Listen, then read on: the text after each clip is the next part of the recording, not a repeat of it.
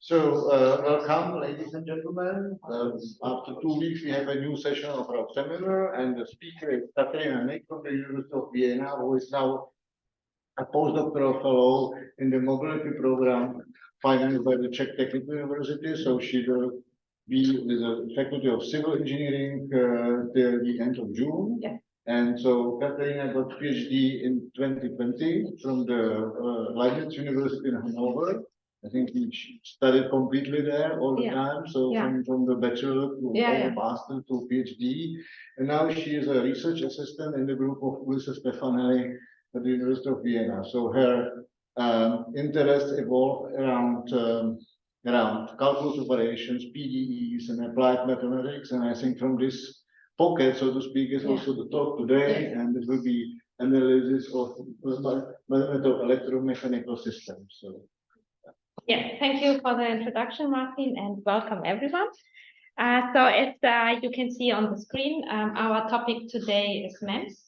I will present some results from 2 years ago, and because I want to continue working on MEMS, I thought that this presentation would be a good way to refresh also my memory on MEMS. Yeah.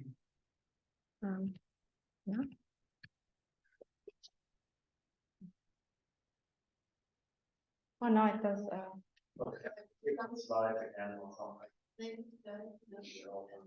Okay. Okay, so fine. I've divided my presentation into 5 parts. First, I would like to give you a brief introduction to MEMS. Next, I will present the mathematical model for an idealized 3-dimensional MEMS device with a hinged top plate. In particular, the model is a system of 2 coupled PDEs with initial and boundary conditions.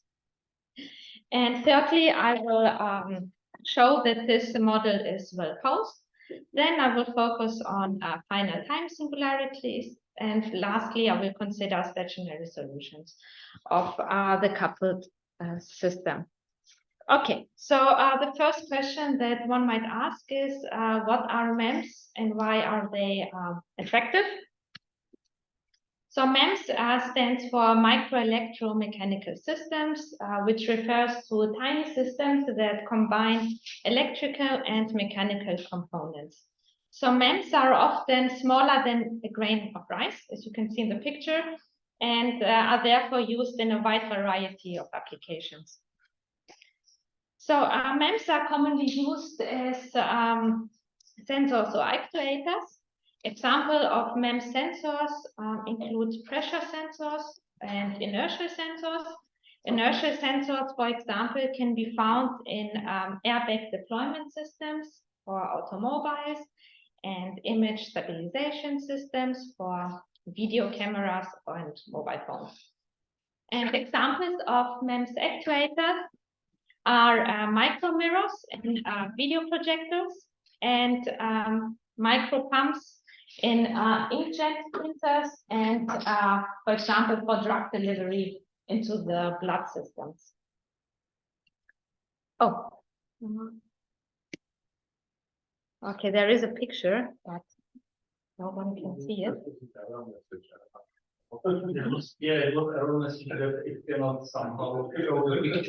Okay, so maybe I can draw it.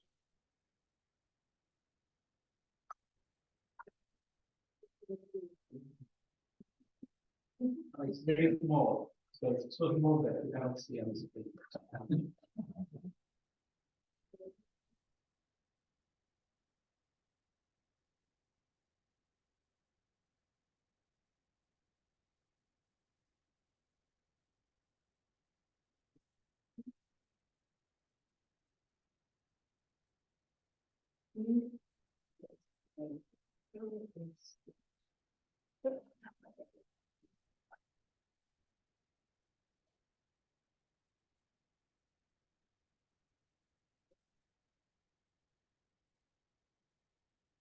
Okay, so this was the picture.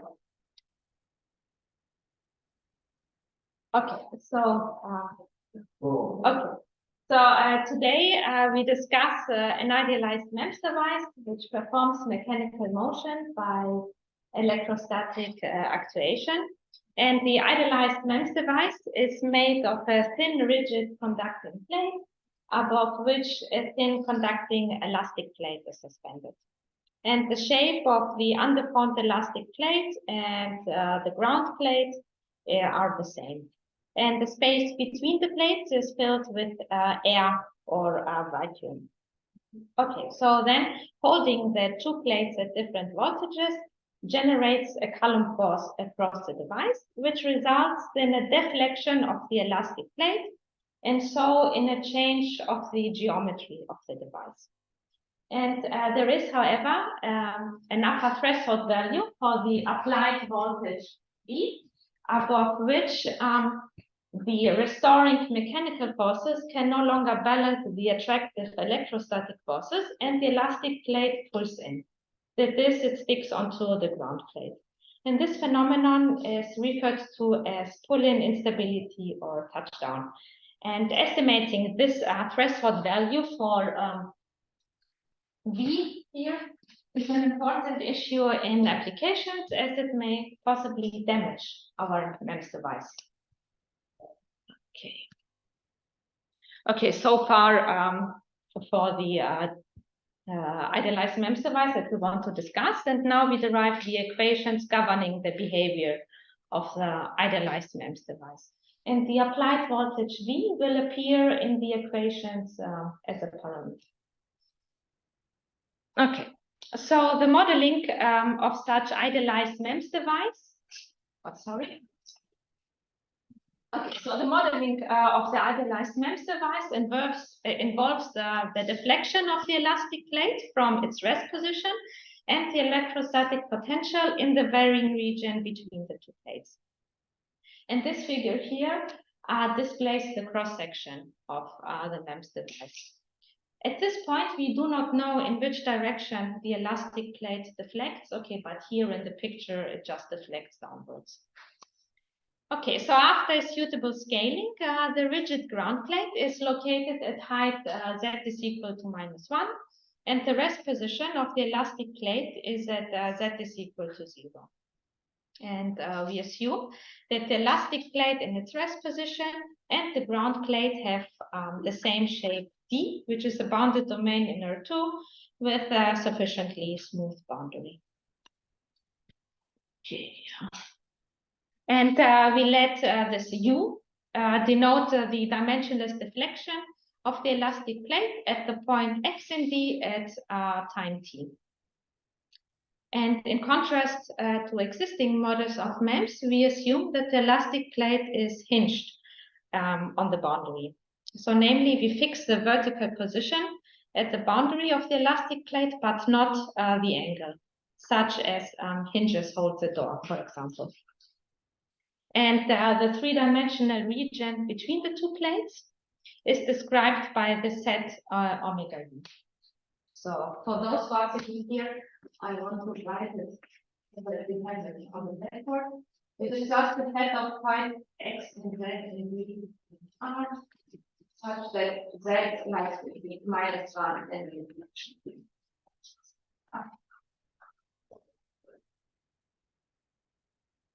So then we let psi denote the dimensionless electrostatic potential at the point X and Z in omega U at time T. And by Gauss's laws of electrostatics, for each time T, psi solves the Laplace equation in omega U. So here in this equation in orange, delta just denotes the Laplace operator with respect to X only. And okay, so the rigid ground plate is held at 0 voltage, and this psi is equal to 0 on the ground plate. And the elastic plate is held at a positive voltage V. And after scaling, this gives psi is equal to 1 on the elastic plate. And then we assume that psi is an affine function on Z on the vertical sides of omega U. And so the boundary value problem for the electrostatic potential psi reads psi solves the elliptic equation in omega U with non-homogeneous Dirichlet boundary conditions. Okay, and next we want to formulate the equations governing the deflection U. Since the elastic plate is supposed to be hinged, there is a zero deflection at the boundary of D. So this U is equal to 0 is an a priori or prescribed boundary condition. And then we assume the plate to have a certain initial deflection U0 at time T is equal to 0. Then this U satisfies the following Euler-Lagrange equation. So we have dt U plus beta B Laplace U minus tau Laplace U is equal to minus lambda, the electrostatic force GU. And with the natural boundary condition, Laplace U minus 1 minus sigma kappa normal derivative of U is equal to 0. Okay, so these equations can be derived as follows. So I want to use a blackboard. It's okay. But do you use the project for the beacon now? I just got late, but at this point I wanted to know we use it here, but only to write the definition of some. Maybe you can use this project. Can I use this blackboard? I think so, but we have to move the camera.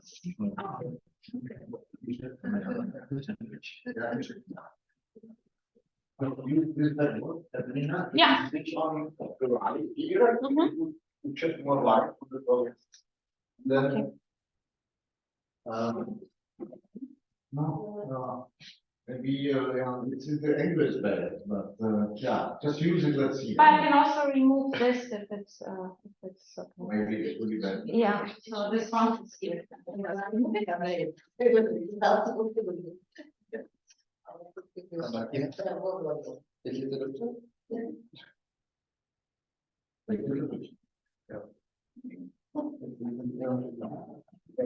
Okay, so I want to briefly derive these equations here, but only just to write the energies that are involved. Okay, so first let us consider stationary, so time-independent deflections U.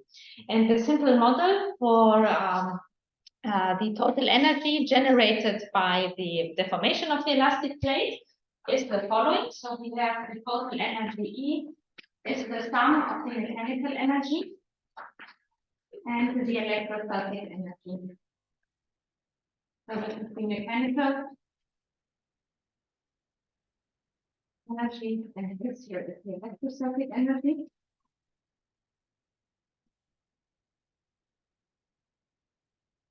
Okay, so the mechanical energy is given by beta integral over G 1/2 Laplace U squared minus 1 minus sigma of the determinant of the Hessian matrix of U. The x plus tau over 2 integral over G Laplace U squared. And the first integral accounts for plate bending and torsion. Beta is the flexural rigidity, and it is positive, and sigma is the Poisson ratio. It is a constant between -1 and 1 here. And the second integral accounts for stretching with a stress coefficient tau. And the electrostatic energy is given by minus lambda, the integral over omega U of epsilon squared gradient psi squared plus dz psi squared. Okay, so again, this nabla is the gradient with respect to x only. Okay, and epsilon is the aspect ratio of the MEMS device. That is the ratio between vertical and horizontal dimensions of the MEMS device. And lambda is proportional to the square of the applied voltage E. Okay, so then taking the first variation of the total energy E with respect to U, setting it to 0 and applying the fundamental lemma of calculus of variations, we obtain the following plate equation for U. So it is just beta B Laplace minus tau Laplace. U is equal to lambda epsilon square gradient of psi on the elastic plate plus R to be the psi on the elastic. And we also obtain the natural boundary condition that is also written in the slides.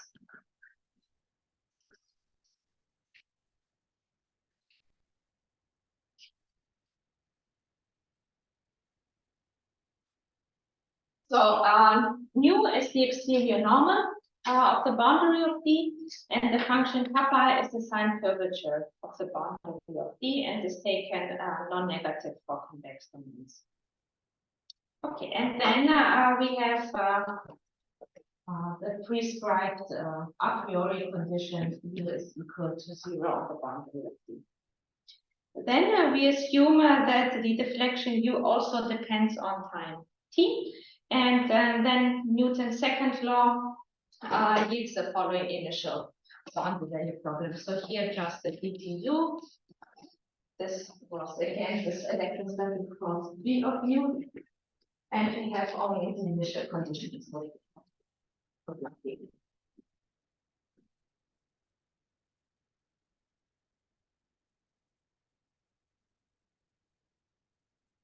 So this is the problem that is also written. Write some numbers. Okay. I'm slightly confused because electrostatic force looks to be like a lot like the electrostatic potential. Somehow,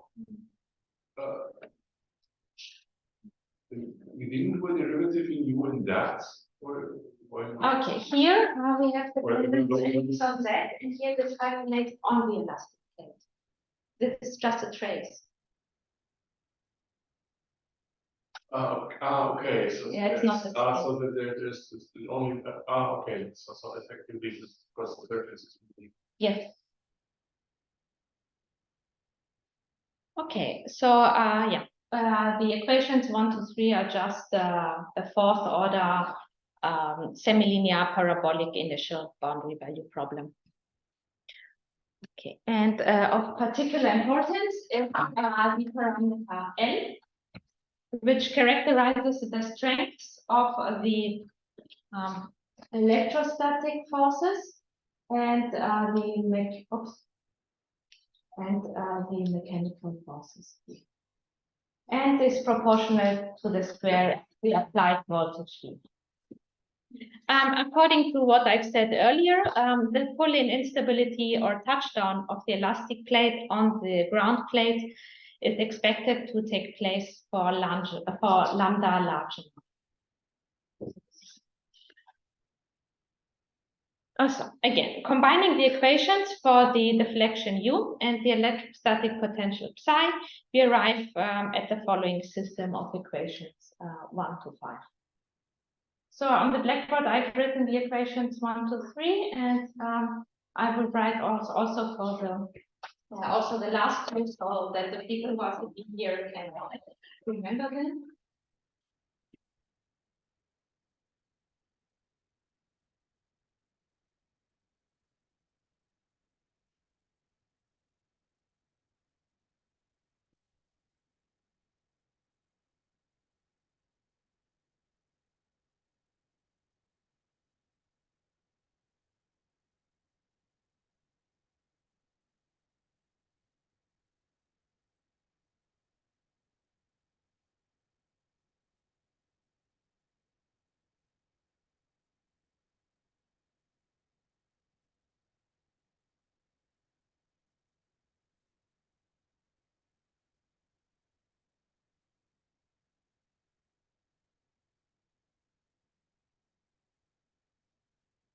So, and this system 1 to 5 is a free boundary problem since the domain omega U is a priori unknown and depends on the solution U and psi. And we note that the system is strongly coupled. That is, in order to find psi, we need U. So the electrostatic potential psi solves the elliptic equation on the domain omega U, which varies with respect to U. And secondly, in order to find U, we need psi, because the right-hand side of equation 1 is proportional to the square of the trace of the gradient of psi on the elastic plate. So next, we ask what happens when the elastic plate touches down on the ground plate. So when the deflection U reaches the value -1, somewhere in D at some time t, then the set omega U, which is becomes disconnected. And also the right-hand side of equation 1 develops a singularity. So from a physical point of view, this means that touchdown leads to structure collapse and failure of the MEMS device. Okay, so much for the derivation of the mathematical model 1 to 3.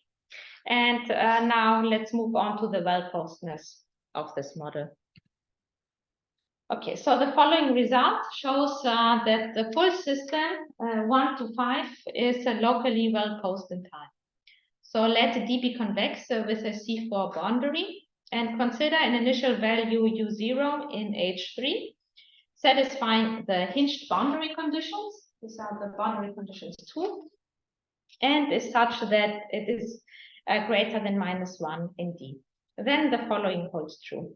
For any voltage value lambda, there exists a unique maximal solution, U and psi, defined on a maximal interval of existence, 0 Tm, with U is greater than -1, and the regularity psi belongs to H2, and U is continuous with values in H3 and H4, and this C1 with values in L2.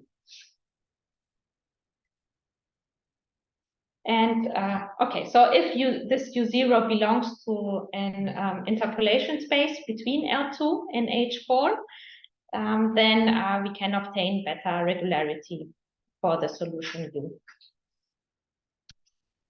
And Laurençon and my PhD advisor, Christoph Walker, they proved a similar result for clamped boundary conditions instead of our hinged ones. So clamped means that both the position and the angle at the boundary of the elastic plate are fixed.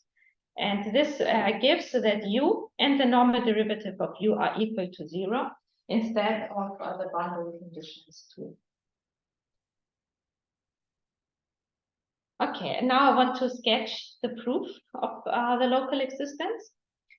So a promising solving strategy for the full system 1 to 5 is just a decoupling of the equations for U and psi.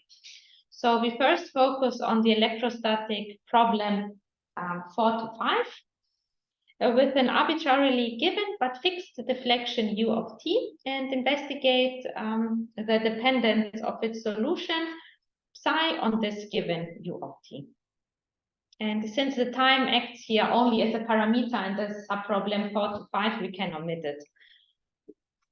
Okay, so looking at 4 to 5, the Lax-Milgram theory ensures the existence of a unique weak solution psi in H1.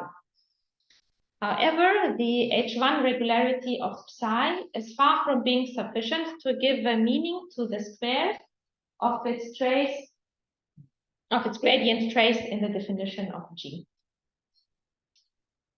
Okay. And no information is obtained on the dependence of this term G on the given U. So then, for this reason, a beneficial approach is to just transform the subproblem 4 to 5 to the fixed reference domain omega. So omega would be just D fixed reference domains.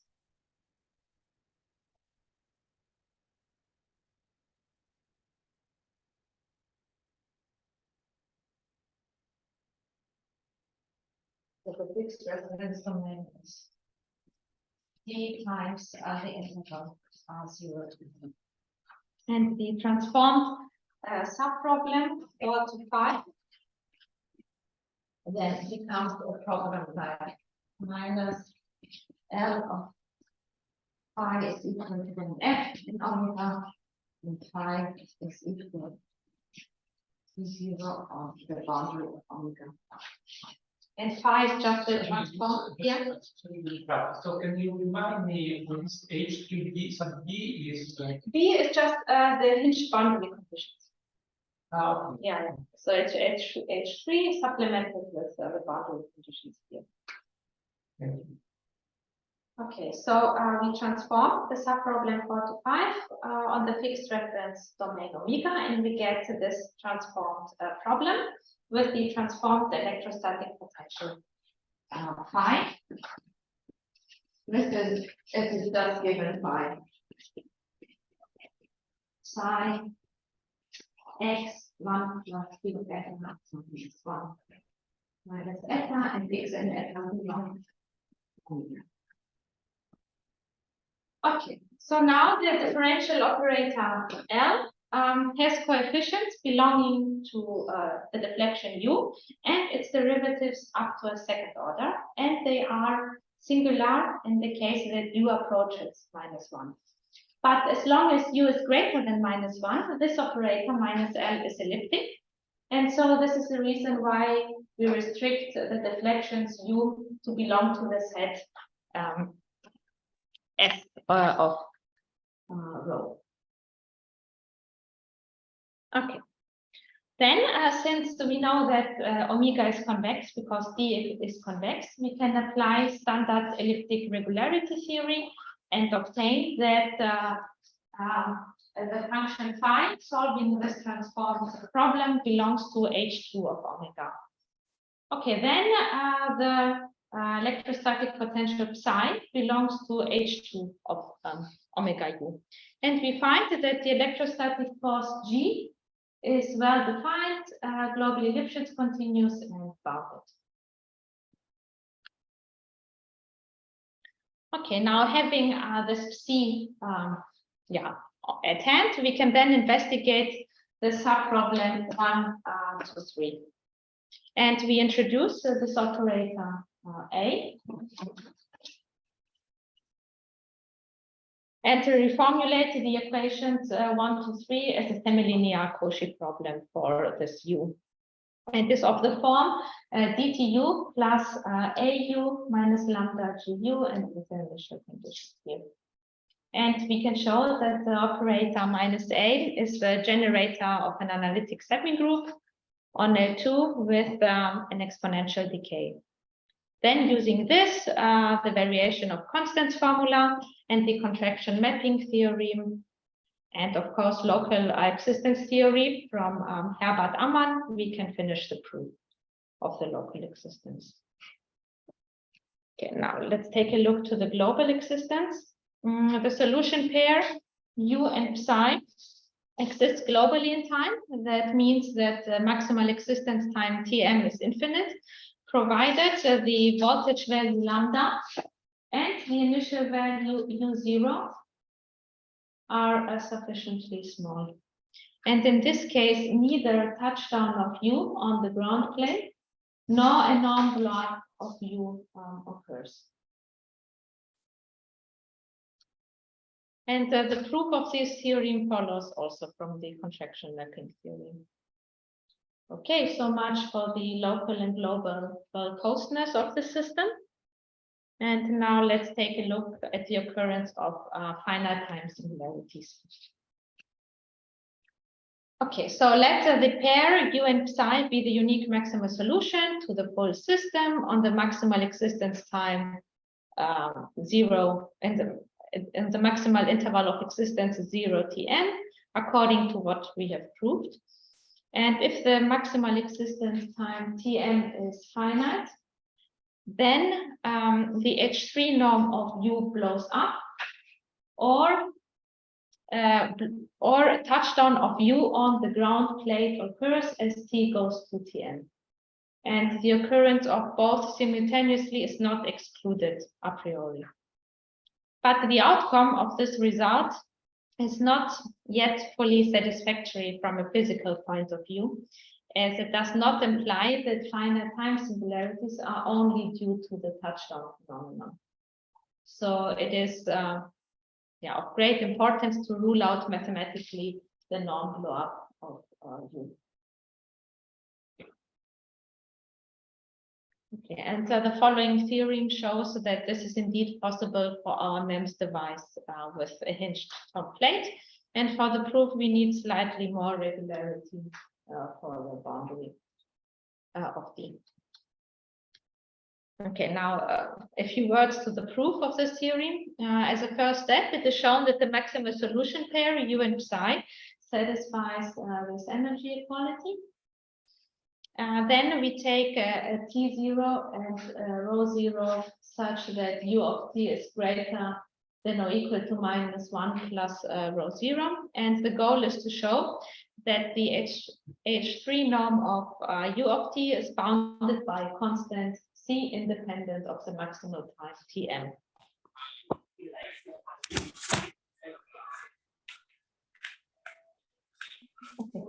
Okay. Of the energy equality, we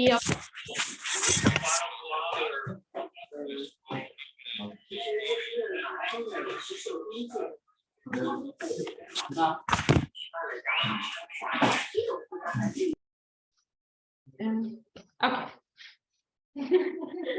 Okay, so with the help of the energy equality, we can show that the L1 norm of the electrostatic force is bounded by a constant C, independent of the maximal time.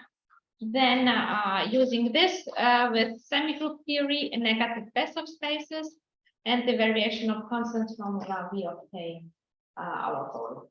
So this is so much for the singularities in finite time. And then let's move on to the last part of my talk, where I'm going to discuss stationary solutions of the full system.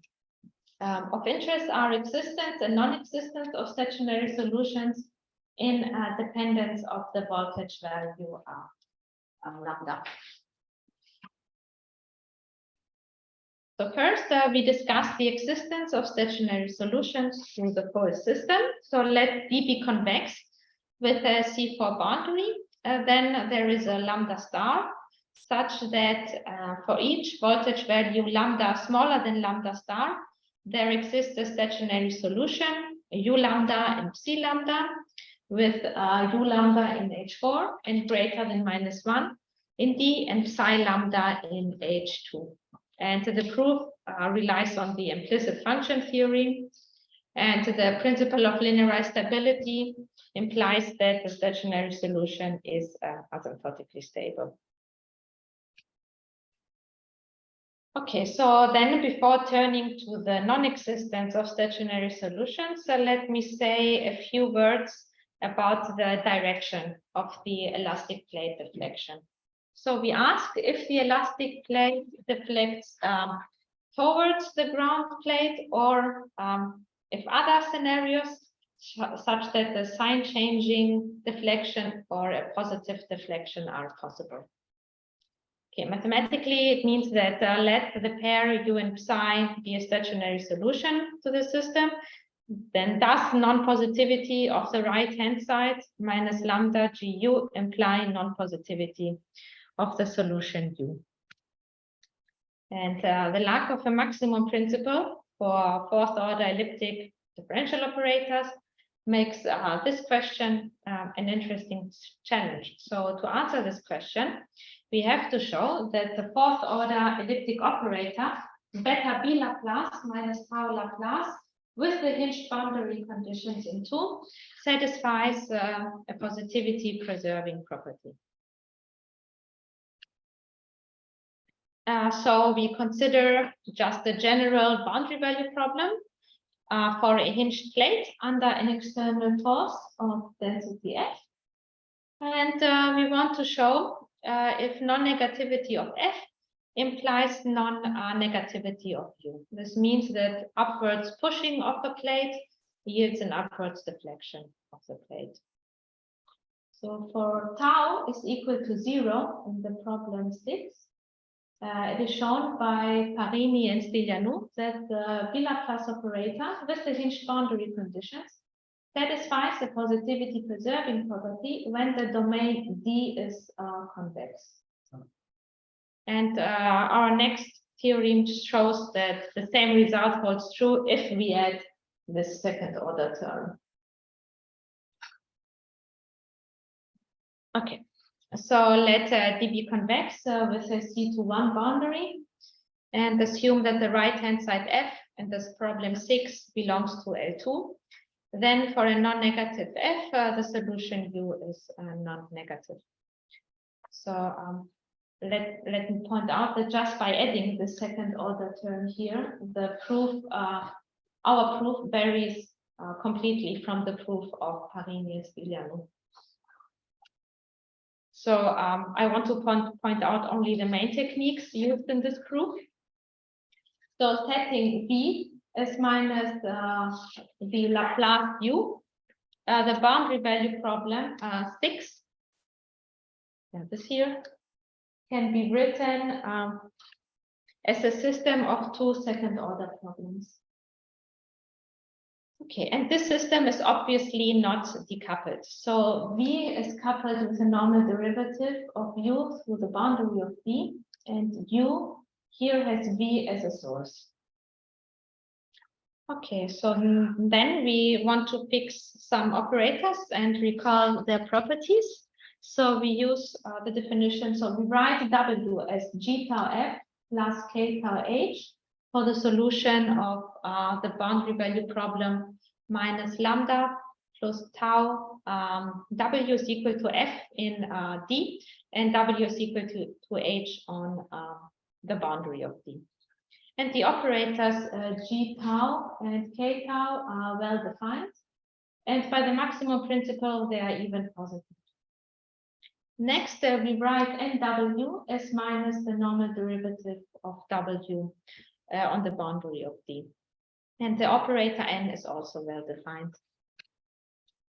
And with these operators, the system here turns into this equation.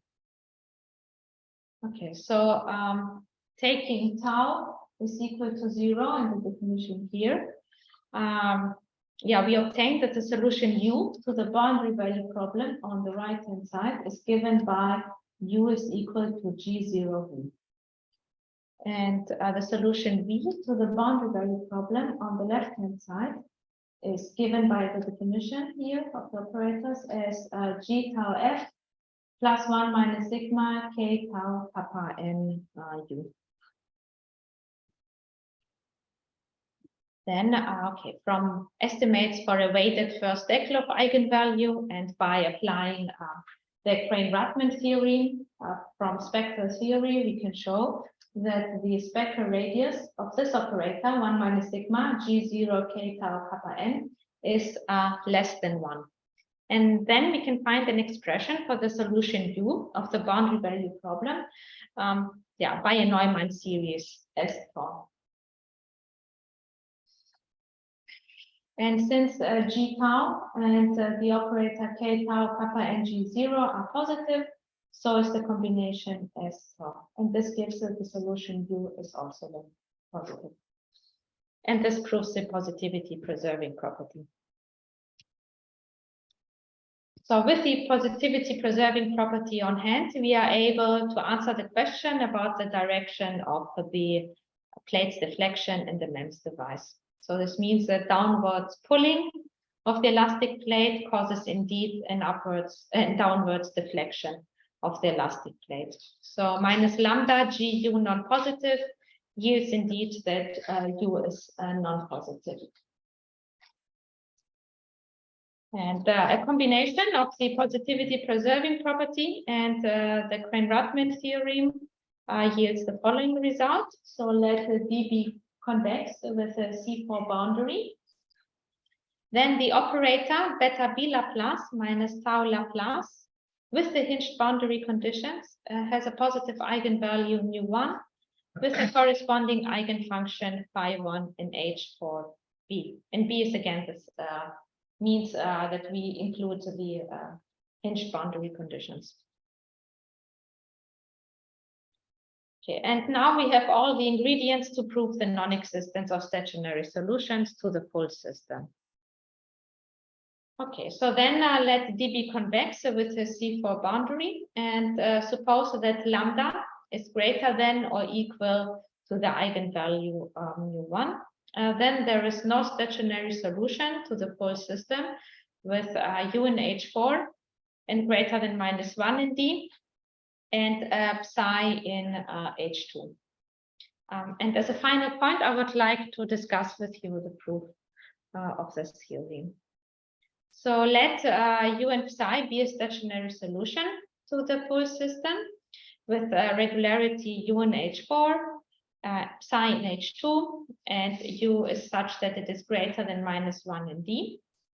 And yes, our aim is to show that lambda is smaller than the eigenvalue mu1. And the cornerstone of this proof is the following bound for psi. Here. So for x and z in omega u, we define this function m, and then psi is smaller than or equal to m in omega u, and the trace of dz psi on the elastic plate is greater than or equal to 1. And so the proof follows from a decoupling of the full stationary system 1 to 3, especially 1 to 2. 3 is not needed anymore. So just we use that v is equal to minus the Laplace of u, and decouple and write the equations 1 to 2 as a system of two second order problems. And then we use the positivity preserving property. Okay, then from this bound, we can show that the right-hand side here, g of u, is greater than or equal to 1. And putting this into the equation 1, we can show this inequality 2 star. Then we multiply this inequality 2 star by the function phi1 and integrate it over d and get this inequality here. Then we use integration by parts 4 times possibly, and the boundary conditions for phi1 and u, and obtain this equality here. Then we use the fact that phi1 is an eigenfunction of the operator beta b Laplace minus tau Laplace, and we get this equality here. And lastly, we use that u is greater than -1 in D, and we get the last equality. And this applies that lambda is indeed smaller than mu1, and we have just proved the non-existence of stationary solutions for sufficiently large voltage values lambda. And this makes sense physically too, because if the electrostatic force is increased by increasing the applied voltage, and if that force is greater than the mechanical force, then the equilibrium configuration of the MEMS device is lost, and the elastic plate might then collapse onto the ground plate. Yes, so this brings me to the end of my talk. And yes, thank you for listening.